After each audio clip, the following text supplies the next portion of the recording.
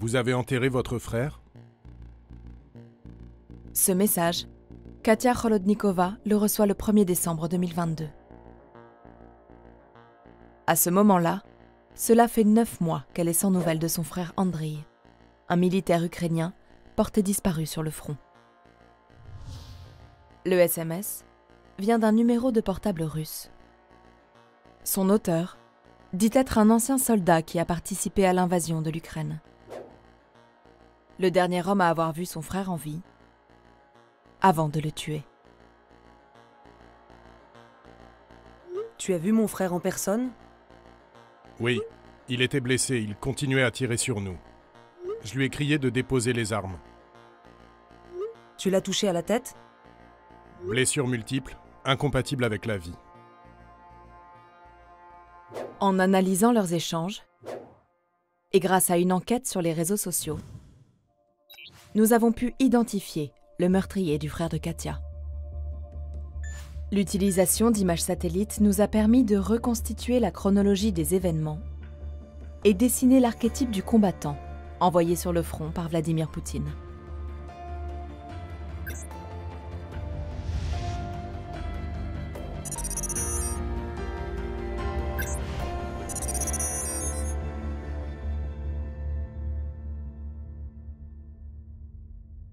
Andriy Kholodnikov, le jumeau de Katia, est soldat professionnel dans l'armée ukrainienne.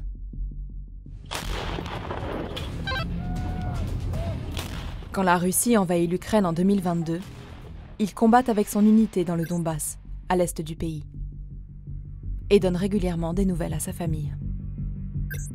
Vivant. Vivant. 13-го ми ще з ним десь о 4:30 ранку ми з ним балакали. Та почала судорожно писати йому на телефон. Щось відчувала, що щось не те. Та після 13 березня зв'язку з ним не було ніякого. Pourtant, pendant 3 semaines, le téléphone d'Andriy continue d'apparaître comme en ligne sur la messagerie WhatsApp. Inquiète, elle fait tout pour localiser son frère et publie des avis de recherche sur les réseaux sociaux. Aidez-moi à retrouver mon frère. Peut-être que quelqu'un ici sait quelque chose.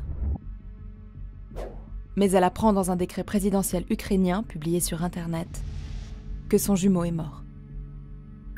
Son nom figure dans cette liste de soldats décorés à titre posthume. Dans son dossier militaire, elle découvre sa date et son lieu de décès.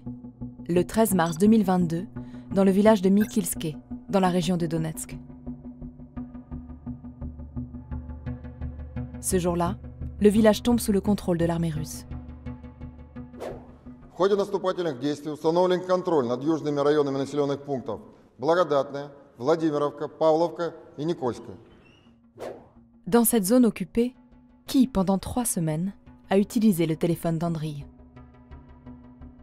Katia réussit à obtenir les localisations GPS sous le téléphone à borner.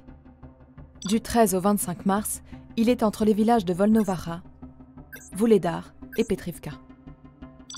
Le 16 avril, il apparaît à Polohi, puis le 17 à Ulaipole, et enfin à Fedorivka, le 22 avril 2022.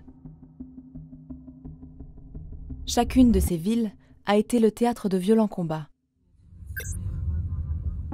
comme le montrent ces images amateurs publiées sur TikTok et Telegram. Des quartiers résidentiels détruits, des cadavres de combattants qui jonchent le sol. Un soir, Katia apprend enfin qui utilisait le portable d'Andriy, dans des messages qu'elle reçoit d'un inconnu. Ton frère avait 2 téléphones, nous les avons pris pour les donner à nos commandants. Je n'arrive pas à dormir, je n'arrête pas de rêver de ton frère. As-tu déjà tué quelqu'un? Non. Ton frère était mon premier. Les suivants sont passés comme une lettre à la poste. Je suis vraiment désolé que ça se soit passé comme ça. Après plusieurs échanges, ils s'appellent en vidéo. La jeune femme parvient à faire des captures d'écran du visage du soldat. Pendant leur conversation, ils se présentent sous un faux nom. Mais grâce à des logiciels de reconnaissance faciale, nous avons réussi à l'identifier. Nous l'appellerons Timour. Sur les réseaux sociaux de ses proches, des centaines de photos nous permettent d'en savoir plus sur lui. Il a 31 ans, est marié et a 2 enfants. Il vient d'une petite ville de Bachkiri, une région située à 1400 km à l'est de Moscou. Et il est tatar, une ethnie musulmane de Russie. Enfant, Timour aime le sport. Il est membre d'un club militaro-patriotique au sein de son école. À 20 ans, il rejoint une académie militaire. Une fois ses études terminées, le jeune homme s'engage dans l'armée russe sous contrat. Sur cette photo, l'insigne sur son bras droit est celui du 291e régiment de fusiliers motorisés, une unité de l'armée de terre russe.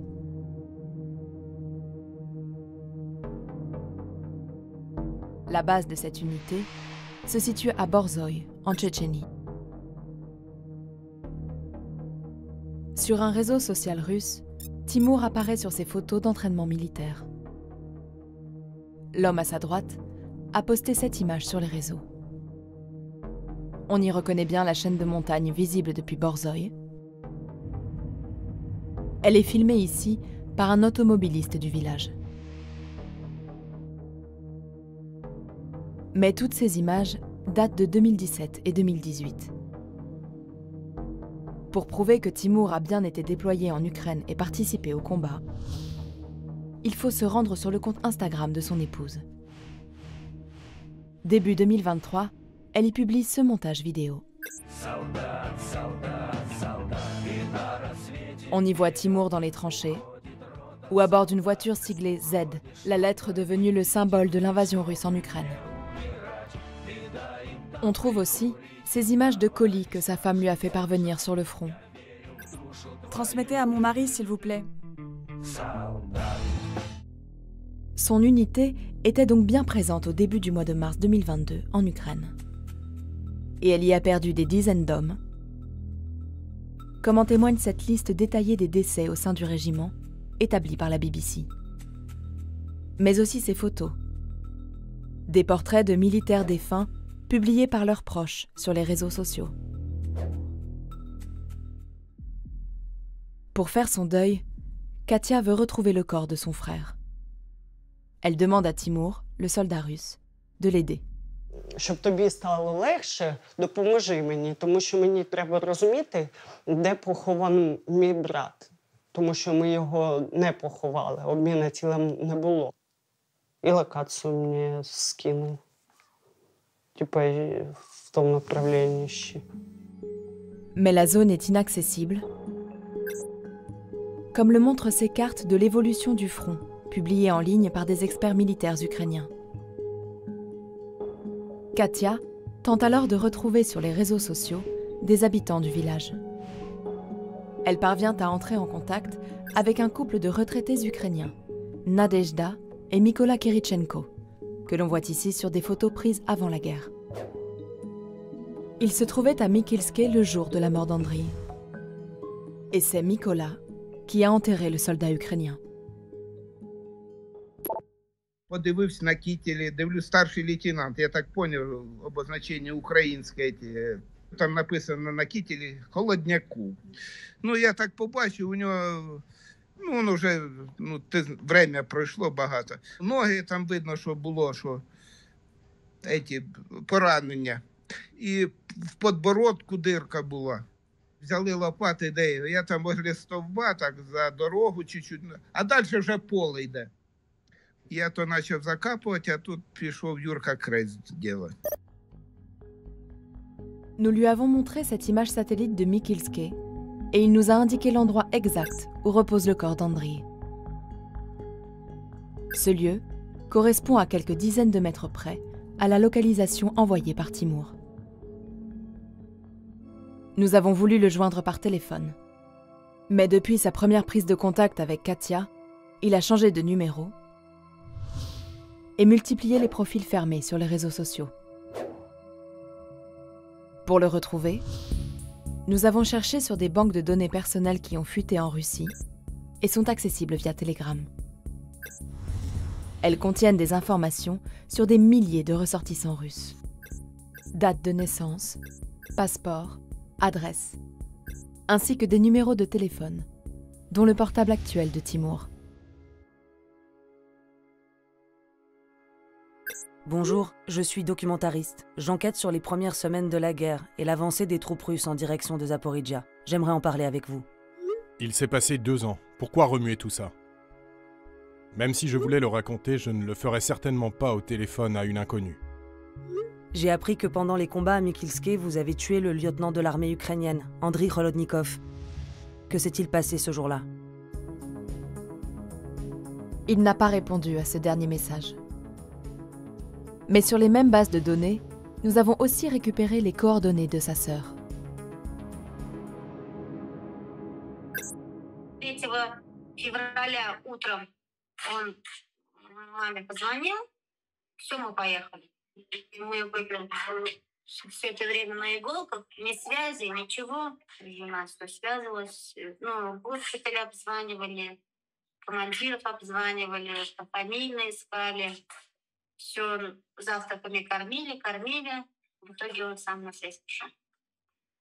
В конце мая приехал. И он был как бы, ну, не такой был, как он уезжал. Неспокойный был, нервный был, задумчивый был, Как бы все в себе он это как бы держал. Он находился на передовой. Его бы сейчас, если бы он там остался, его бы не было в живых. Это 100%. La Bachkirie, où vit la famille de Timur, enregistre l'un des plus forts taux de mortalité des combattants en Ukraine. Selon un décompte de la BBC, 1509 hommes originaires de cette région sont morts depuis février 2022. Ces données, collectées en sources ouvertes par des journalistes et des bénévoles, ne représenteraient que la moitié des pertes réelles. This Russian region has been on top of our list for the number of losses. But this is due to the fact that in the Republic of Bashkortostan, as well as in Buryatia and Dagestan, for example, there are not that many chances for young males to find a stable job. The army has been their social list, their ticket to get to some decent positions in their lives. So that's why it seems that, you know, even before the invasion, many young males in Bashkortostan, they were choosing professional contract army service as their way of living, as their way of earning and providing for their families. Dans ces régions, indiquées en rouge très foncé sur la carte, vivent de nombreuses minorités ethniques. Elles ont payé le plus fort tribut durant la première année de guerre. Timur, lui, n'est pas retourné au front. Selon sa sœur, il travaille désormais dans le Grand Nord. Mais son unité continue de combattre en Ukraine. Dans une vidéo, publiée le 2 novembre 2023, un soldat du 291e régiment se plaint du manque d'équipement. Нашему подразделению требуются ночники, тепляки и ночные птички. Что-то наподобие мавиков третьих. Прошу помощи. Кто поможет, будем очень благодарны, очень. Спасибо. Pour motiver les hommes russes à s'engager dans l'armée, le ministère de la Défense a multiplié les campagnes de recrutement. Si tu es un homme, sois-le vraiment. Et propose des salaires astronomiques. Un soldat mitrailleur gagne par exemple l'équivalent de 2200 € par mois, soit presque 4 fois le revenu moyen en Bachkirie, région d'origine de Timur. Сейчас многие едут из-за денег, да, я знаю, у меня есть тоже знакомые, поехали вот в ноябре, а в начале декабря их уже нет. А смысл туда ехать? Из-за денег? А эти деньги можно и здесь заработать. А потом 200-м возвращаться, или 300-м, или вообще, который вот всю жизнь будет лежать в постели и смотреть в глаза, зачем? Pour combler les pertes humaines importantes, le Kremlin a décidé de continuer à recruter massivement. D'ici fin 2024, 400 000 nouveaux soldats viendront grossir les rangs de l'armée russe pour atteindre un effectif total d'1 300 000 hommes.